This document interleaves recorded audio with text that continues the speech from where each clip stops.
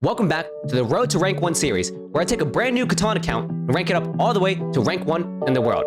I'm currently sitting at rank 25, but now my opponents are going to be a lot stronger and tougher. This is where the real climb begins. So Black just took the 569, which is it's a very, very good spot.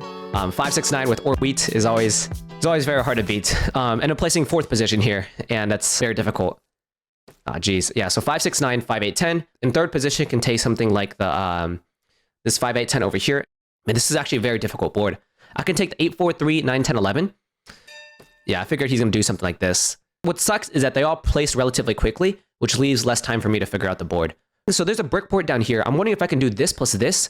So double wood, double brick with a tad bit of ore to go ahead and get play here. If I go here and here, this guy probably goes ahead and takes the 693, I would assume. There's a brick to go with the wood, more sheep. And then this player over here would probably go ahead and take the 6311, which is honestly very strong. Like, look at this, like wheat port. And then this player over here is now left with 2910, which is also very strong. Which is interesting because that means the 31011 is actually open. So I can actually go ahead and point left. Well, that's not actually true because if I point inwards, this player over here can take this 6311 to go ahead and block my 31011. So I think the play here is to actually go ahead and do 9411 point upwards. Yeah, this is the play. 9411 point upwards, and then 843 point left. And since I'm on double wood brick, there's no reason to risk it and point left because black can take this and orange can take this. So I'm going to go ahead and take the 4911 here, and then point upwards with the double brick. Yeah, this is a pretty risky setup. Since another idea I can simply do is to do 4511 843. But I like the double brick, double wood a little bit more. Just because I have extra brick with the brick port, also have the 3-1 port. There's also decent expansion spots too. So this is how I'm going to play the setup. So in terms of where I want to go first, well, one, I do want to be getting the 4-3 eventually, but what's more important is I need this 3-10-11 so I can go ahead and connect my settlements. And blue's name here is fantastic. Don't trade red. Black's position here is very, very strong. Like, whenever you see someone who has the double wheat ore, this is very scary. I'm also hoping that orange is smart enough to take the 6-3-11 over here and go ahead and take the wheat port. Because if black gets the wheat port over here, they're an absolute monster if you look at their position. They have the double wheat, so I'm hoping that orange... Okay, good. Orange does go ahead and take this. So 8 rolls. Okay, so he does do 2, 9, 10 point upwards. Cool. So that means I could have been safe pointing leftwards here, but I just didn't want to take the risk. I'd rather take the safe play. Orange goes ahead and rolls a 7. They block the 5 wheat, which is correct, I think. You could also block the 9 brick, but I think I like what they did here. And they stole from black here, which makes a lot of sense. That means they stole the brick because they dropped a road. Okay, these players play really fast, which is actually like a pretty big detriment to me because I need time to think and process the information. Now I have a decision to make. I have 2 roads in hand. I can either drop 2 roads from this way, or I can go ahead and drop 2 roads from this way. I think dropping 2 roads from this way leads to better results. Yeah, okay. So I want to drop roads from here upwards, just because I think worst case scenario, let's say this gets cut off, I can always connect around here.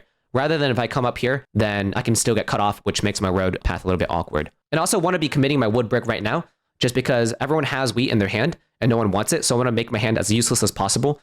So since my opponents are really strong, they're going to be tracking my hand. And I want them to understand that like my hand is complete trash. Okay, so orange goes ahead and rolls a 7 now.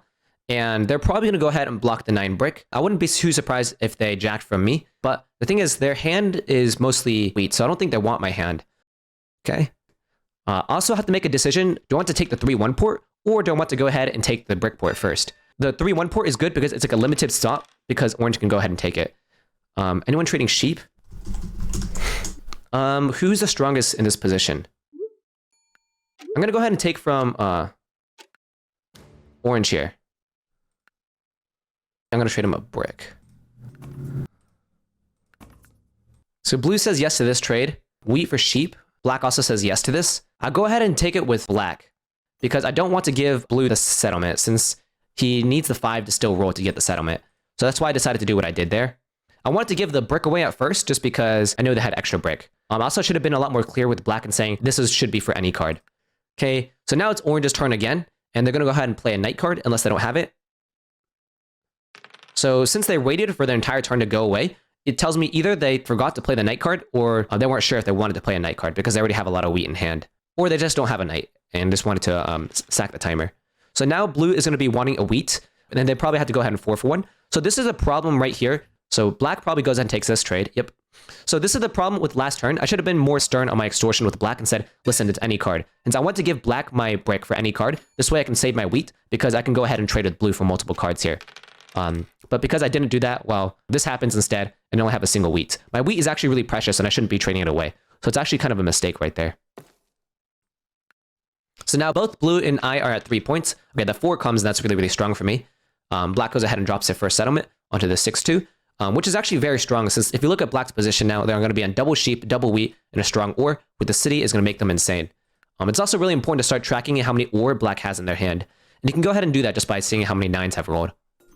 Orange wanting a sheep here, offering 2 cards, but no one has sheep in this position, and they go ahead and decide to commit their road to the 3-1 port. So because they decide to go ahead and do this, then I'm just going to go ahead and defend my brick port, since orange would still love the brick port. Since if you look at it, if orange gets a brick port, it's actually very strong for them. Well, 1, because it cripples me, but 2, it also gives them like a road path connect over here. So I have to go ahead and drop a road and defend this.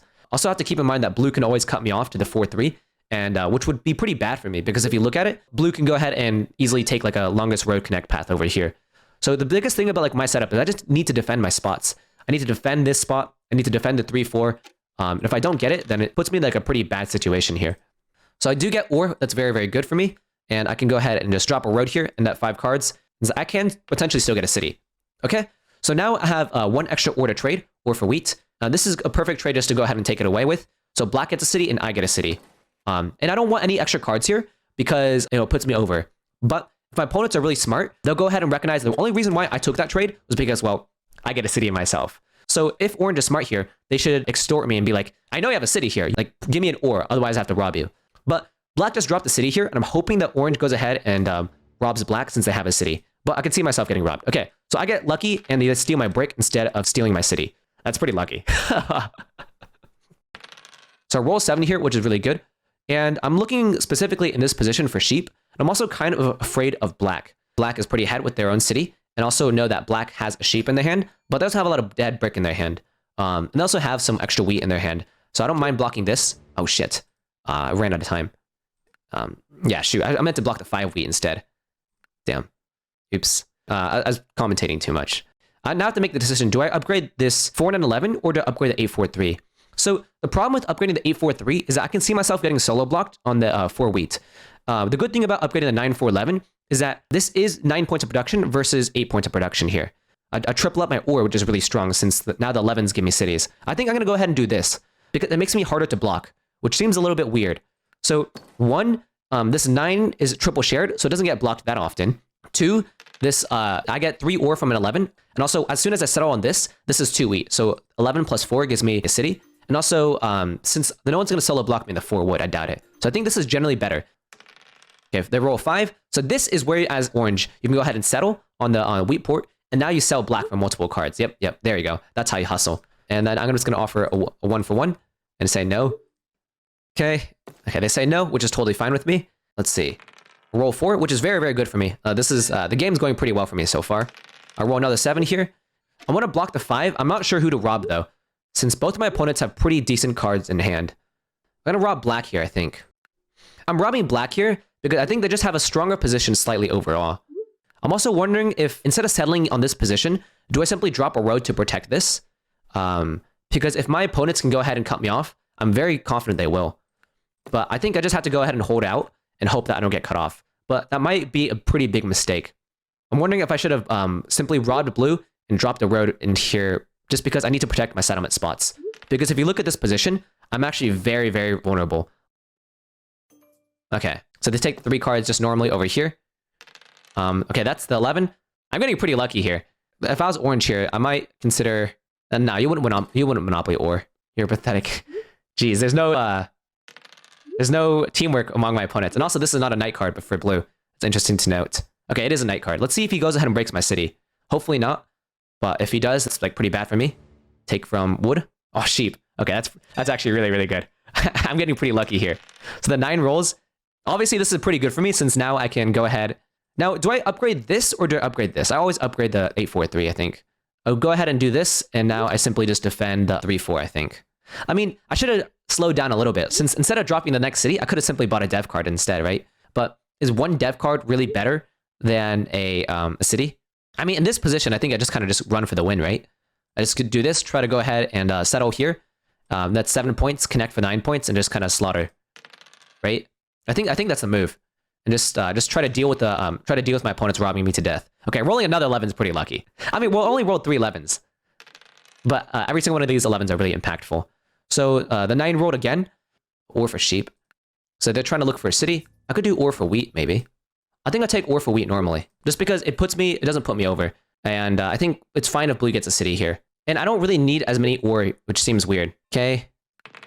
So they roll 6 here. Do I go ahead and settle, or do I simply buy dev card? To prevent the worst case scenario of me getting cut off, I think I go ahead and just drop a settlement here. I mean, one could argue, like, I needed to not give that to blue. No, I think this is fine. I think this play is fine here. Just simply securing this and making sure I have a road path. Like, there's no point for black to cut me off. A 7 here would be awesome. Okay, 7 doesn't roll. 6 rolls instead. And now in this position, I simply connect and wait for my opponents. Okay, they take the 10 sheep. He's at 21 cards, but he has to do a lot of 4-1ing here. Red goes slow to get in their heads. 1 definite. Well, I don't go slow to get in people's heads. I just play pretty slowly. Okay, so they go ahead and road settle over here, which is good. So now their position's a lot stronger now, and they pop 3Ds with it. Very strong Monopoly. Nicely done. Now black's definitely inside the game. They just need someone to go ahead and fight for longest road. But I think that's going to probably be pretty difficult for my opponents. Another 10. Any 4 or 3 would be good, or 7. 9 is good.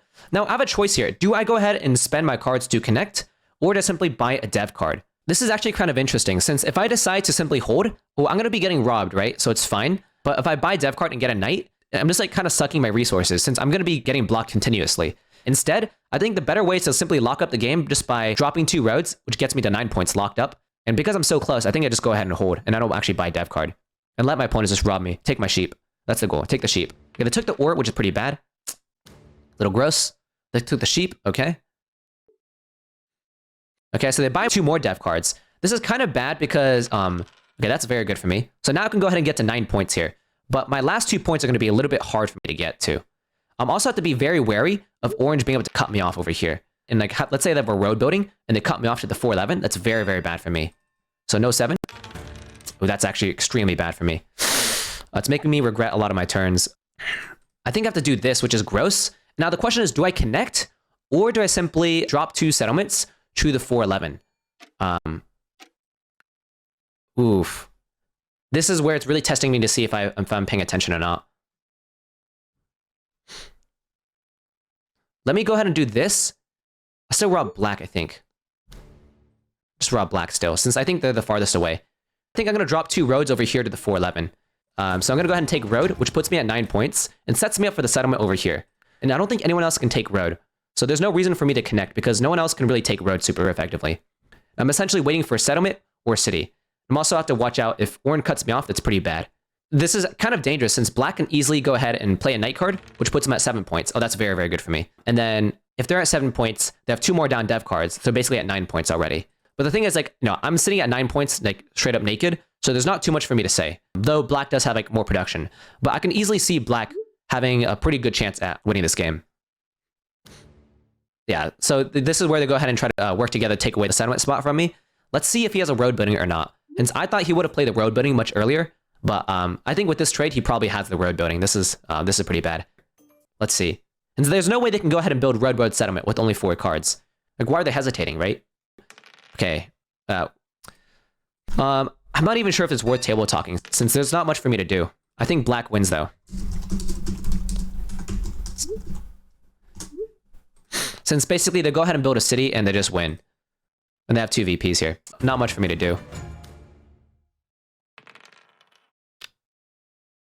Ah, geez.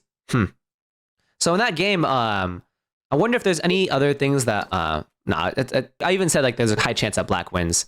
But see, like, my opponents, they shouldn't be surprised when this happens. I always thought that black had the strongest position, which is why I mostly robbed them overall. So in terms of mistakes, I mean, I don't know. Like, geez, I don't know. I think me trading the city with black might have not been worth it. Since I gave city a block on the 5-6-9, which is very, very powerful, while I get a city on the 8-4-3. And I was trading on black's turn, so there's still 3 turns where I can go ahead and have my city broken. And orange did go ahead and roll 7 and steal from me, but I just got lucky.